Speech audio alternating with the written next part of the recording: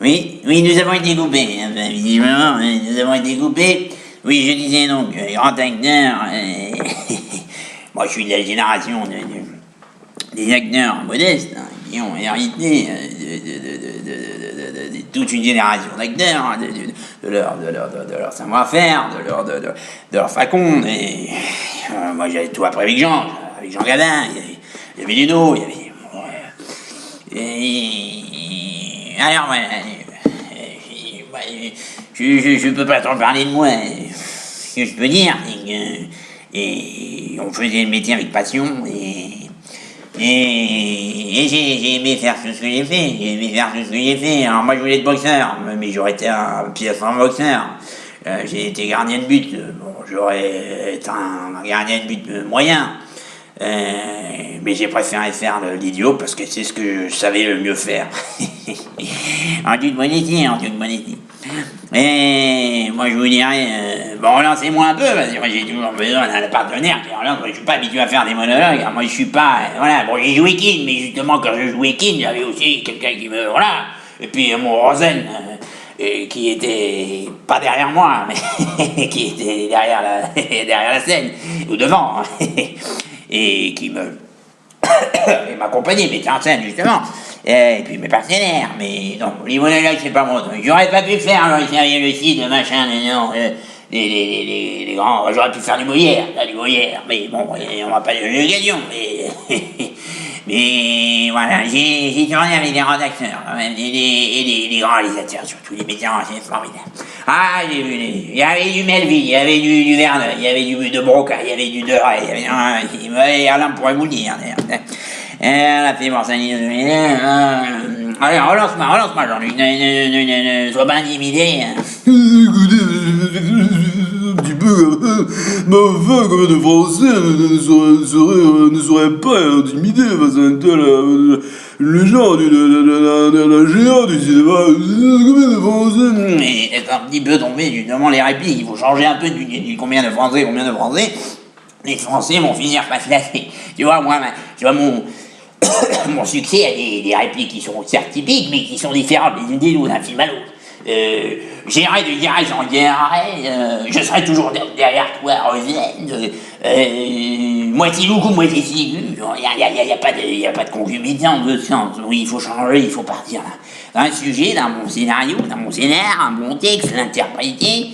Et puis, bon, il y a un peu les pistes cascades, jolies femmes, embarrassement et tout le tout-team. Je vais pas dire, je vous demander des conseils, n'est-ce pas? Parce que moi-même, bon, j'ai commencé petitement animateur de jeu, puis je suis encore petitement animateur de jeu, puis je me suis essayé au téléfilm, bien sûr, en téléfilm, et j'aimerais bien, éventuellement, faire du cinéma sérieux, bon. Mais par contre, là, je me suis lancé à grand terme dans le métier d'acteur de théâtre, et j'attends avec une certaine impatience des conseils, mais enfin, je n'imagine même pas que vous puissiez me donner des conseils qui me fassent atteindre le 10e du milliardième du niveau de vos interprétations. Mais écoute, mon petit, tu n'as pas besoin de te rabaisser comme ça, tu peux être un très bon acteur. Un acteur, ça vit les choses. Tu parles des Gérard, bah, Depardieu dit ça, il vit, il ressent, c'est connu. Delon, les grands Gabin, Lino, Alain te dira la même chose à sa manière, mais il faut ressentir les choses. Un comédien, ça récite un texte, ça interprète, un peu comme un journaliste. Si ça prend sa texte, ça prend son dépêche AFP, ça la recrache. Alors qu'un bon acteur, il vit. Et si tu veux, un éditorialiste vivra plus les choses qu'un vaste lecteur de la dépêche AFP est tombé les unes après les autres. Eh ben, c'est la même chose. Un acteur est un éditorialiste au regard du journalisme. C'est-à-dire qu'il met en perspective, qu'il essaie d'analyser, qui ressent les choses et qui les retraduit à sa manière en fonction de son vécu. Alors ça peut bien sûr amener des subjectivités. Mais bon, et tout être humain, ça part de subjectivité et de vérité. Très bien, c'est déjà un premier pas, un premier cours d'interprétation, bien sûr. Je vous remercie, je suis très intimidé, là encore, excusez-moi, de combien de français? Non, oublie, je t'ai dit, change de texte, change d'interprétation. Et D'accord, alors, combien de personnes tu commences par combien? Voilà, je fais un cours, allez, hop, magistral. Combien? Combien, ça, tout c'est numérique. C'est combien ça peut braquer les gens. Le charlant, il arrive, lui, combien? Le combien, le moyen, on est dans la matérialité. Non. Comment? Par quel subterfuge? Que dis-je? Quel imbroglio? Dans quelle situation se trouverons-nous? Et j'en perds ma conjugaison. Se trouverait-on?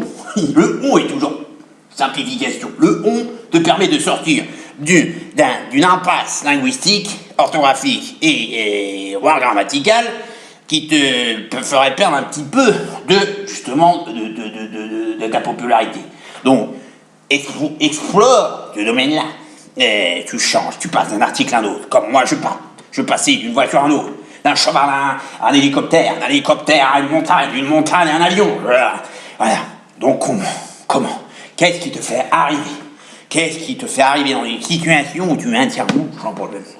Alors, je suis pas un indolent. Bon, bien sûr, je me finis par interpréter le personnage qui me fait approcher du jeu, du lui, du moi, du nous. Hein.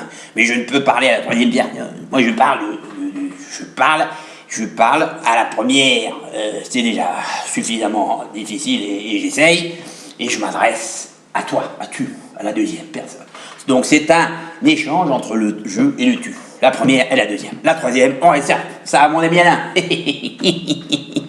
Oui, formidable. Alors, mais je suis fasciné, n'est-ce pas? Mais tu m'as entourloupé, tu m'as Jean-Paul. Je te tutoie tellement tu m'es familier, tellement tu m'as enivré de ta fulgurance interprétative et intellectuelle. Mais pas jusque-là, moi je suis pas un intellectuel. Moi je suis un manuel de l'intellect. Si je préfère. Je manie les mots, les situations, comme un artisan et manierait ses instruments. Mon père, un sculpteur illustre, et ben, il repartait au charbon tous les jours, dans l'atelier, et je le regardais émerveillé. Eh bien, je voulais faire ça, moi mon objectif, refaire ce que mon padre faisait dans mon contexte à moi. Car moi, si je dois mettre la main dans la pâte, eh ben, je m'enlise, eh ben, je saurais pas faire une tête qui ressemble à un être humain. Mais par contre, un texte, je peux te l'enjoliver. Je peux lui donner de la pureté, de la hauteur.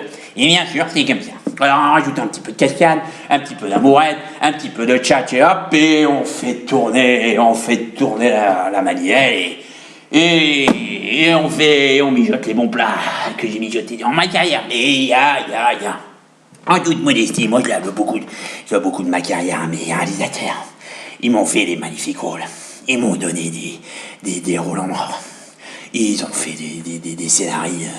Ils sont tellement complexes et en même temps profonds que n'importe quel acteur aurait pu être bon dans des contextes comme ça. Je retrouve bien sûr cette modestie qui vous caractérise, qui te caractérise dans le jeu, je ne sais plus, je me noie dans le jeu, le tu, le il est dans votre jeu, bien sûr, Jean-Paul, je comprends bien. Alors, si vous deviez me donner un conseil, ce serait éventuellement, voilà, c'est ça, de vivre les choses, je traduis un petit peu, je vais dire, du synthétisme, et de me mettre dans la peau des personnages, et surtout de rencontrer des bons réalisateurs, des bons auteurs, comme on aurait des bons producteurs à la télévision, ou des bons...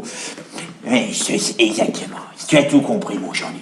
C'est là l'essentiel. Tu as compris qu'il faut rencontrer des bons réalisateurs qui te donneront des bons textes.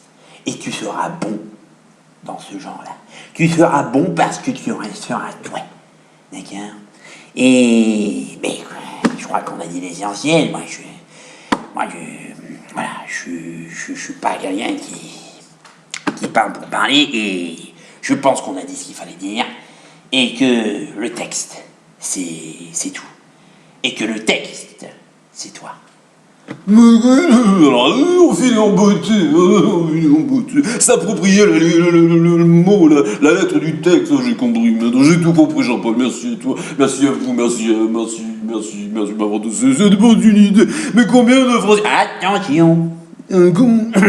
Comment les gens pourraient imaginer une existence sans l'illumination d'un tel acteur et les conseils précieux qu'il divulgue à la France entière, France j'ai pas dit combien, j'ai dit la France. Tu vois, tu deviens malin, tu deviens habile. Continue. Divulguer donc comment pourrait-on imaginer une vie sans conseils précieux et sans la lumière que nous apportent des entités, des interprètes, mais surtout des acteurs comme Jean-Paul Belmondo. Et je n'ai plus qu'une chose à dire. Merci Jean-Paul. Il y a peine, ouais. Alors, t'as senti que tu pourrais être cascadeur, toi. Par contre, tu serais cascadeur des mots. La réalité, je sais pas. Tu me connais bien, puisqu'on est maintenant familier, Jean-Paul. Quand même bien. Je préfère les mots.